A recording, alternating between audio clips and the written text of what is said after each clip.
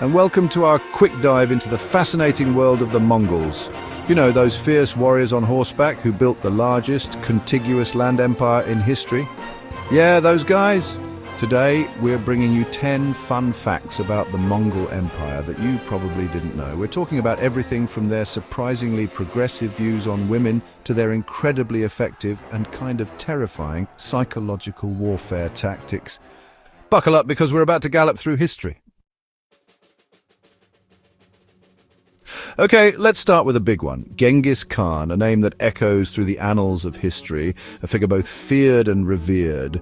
You know Genghis Khan, the fearsome leader who united the Mongols and conquered, well, most of the known world. His military genius and ruthless tactics reshaped the map of Asia and beyond.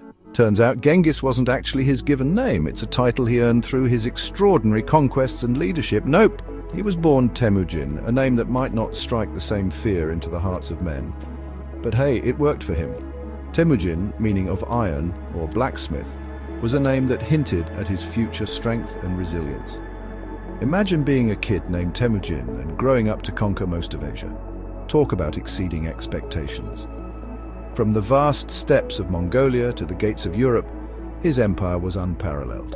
It's believed that he adopted the title Genghis Khan sometime around 1206 when he united the Mongol tribes. This unification was a turning point, marking the beginning of an era of unprecedented Mongol dominance. Khan, of course, means ruler, but the meaning of Genghis is debated. Some scholars suggest it means universal or oceanic, symbolizing his vast and boundless power. Some say it means ocean, others right, but honestly, with a title like Khan, who really cares about the first part? The essence of his name lies in the legacy he left behind. The man was a legend. His influence extended far beyond his lifetime, shaping the course of history in ways that are still felt today. Genghis Khan's story is one of transformation, from a boy named Temujin to a ruler whose name would be remembered for centuries. Here's a fun fact that'll make you say, how did they do that? Prepare to be amazed. The Mongol Empire was the largest contiguous land empire in history. It wasn't just big, it was enormous, spanning an area that no other empire has matched in terms of continuous land mass. Seriously, at its peak it stretched from Eastern Europe all the way to the Sea of Japan. Imagine the sheer scale of that. That's like a really long way. We're talking about thousands of miles of diverse landscapes from mountains to deserts. To put it in perspective, imagine getting on your horse in modern-day Hungary and riding all the way to Korea without leaving Mongol territory. That's an epic journey. It's mind-boggling to think about the logistics of ruling over such a vast and diverse territory. They had to manage different cultures, languages, and climates. I mean, we struggle to get Amazon packages delivered on time, and they had to manage trade routes, communication systems, and military campaigns across thousands of miles. The coordination and planning required were nothing short of extraordinary. The Mongol leaders were master strategists, and their ability to govern such a vast empire is a testament to their incredible organizational skills and military prowess. Now, you might not think of the Mongols as being particularly progressive, but here's the thing. Mongol women had way more rights and influence than their counterparts in many other cultures at the time. Forget being confined to the home. Mongol women were out there owning property, running businesses, and even influencing political decisions.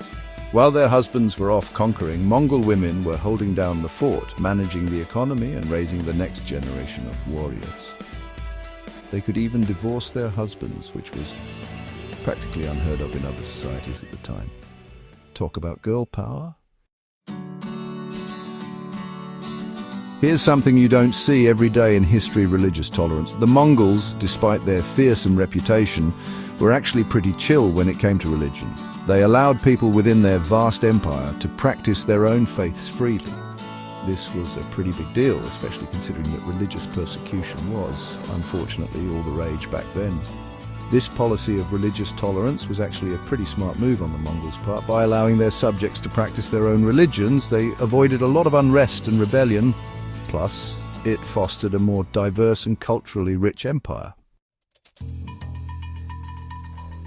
Forget carrier pigeons and smoke signals. The Mongols were all about that high-speed communication. They developed this incredibly advanced postal system called the Yam, which allowed for super efficient communication across their massive empire. We're talking relay stations stocked with fresh horses, riders working in shifts, the whole shebang. This system was so efficient that messages could travel up to 200 miles in a single day. That's faster than most of us can get a pizza delivered. The yam was essential for keeping the empire connected, facilitating trade, and of course deploying those fearsome Mongol armies when needed. Okay, let's talk about the Mongols' bread and butter warfare. These guys were the ultimate warrior nomads, renowned for their incredible horsemanship and archery skills. We're talking shooting arrows with pinpoint accuracy, while riding at full speed. It's like something out of an action movie, except it was very real and very, very effective. Mongol warriors were trained from a young age to ride and shoot, and they were masters of mounted combat. They could literally hit a target the size of a grapefruit from horseback at full gallop. I can barely hit the snooze button on my alarm clock from that distance. The Mongols weren't just great warriors, they were also masters of psychological warfare. They knew that sometimes the best way to win a battle was to make your enemies too terrified to even fight. They would spread rumors of their brutality, exaggerate their victories, and sometimes even resort to pretty gruesome tactics to instill fear in their opponents. It's a dark side to their history, but it was undeniably effective. The Mongols understood that fear could be a powerful weapon, and they weren't afraid to use it. It wasn't all war and conquest, though. The Mongol Empire, despite its violent beginnings, actually ushered in a period of relative peace and stability across much of Asia, known as the Pax Mongolica. This Mongol peace lasted for about a century and facilitated trade and cultural exchange along the Silk Road like never before. Think of it as a 13th century version of globalization, with goods, ideas and technologies flowing freely across the Mongol-controlled trade routes. This period of peace and prosperity had a lasting impact on the world, connecting East and West and fostering cultural exchange on a massive scale. Okay, this one's a bit of a downer. While the Mongols were great at connecting the world, they also, fortunately, played a role in spreading one of the deadliest pandemics in human history, the Black Death. The bubonic plague, which ravaged Asia and Europe in the 14th century, is believed to have traveled along Mongol trade routes, carried by fleas on infected rodents. It's a tragic reminder that even the most powerful empires can be brought low by forces beyond their control. The Black Death had a devastating impact on the world, killing millions and leaving a lasting mark on history. And finally, we end with a mystery. Despite countless attempts, the final resting place of Genghis Khan remains a secret. Some say his tomb is hidden in a remote part of Mongolia, protected by booby traps and guarded by the spirits of his most loyal warriors. Others believe his body was secretly returned to his birthplace and buried without any markings to prevent his enemies from desecrating it. Whatever the truth may be, the mystery surrounding Genghis Khan's tomb only adds to the intrigue of this historical titan. It's a reminder that some secrets are meant to stay buried, lost to the sands of time. Thanks for joining us on this quick journey through Mongol history. We hope you found it as intriguing and enlightening as we did. The Mongol Empire, with its vast expanse and rich cultural heritage, offers endless stories and lessons.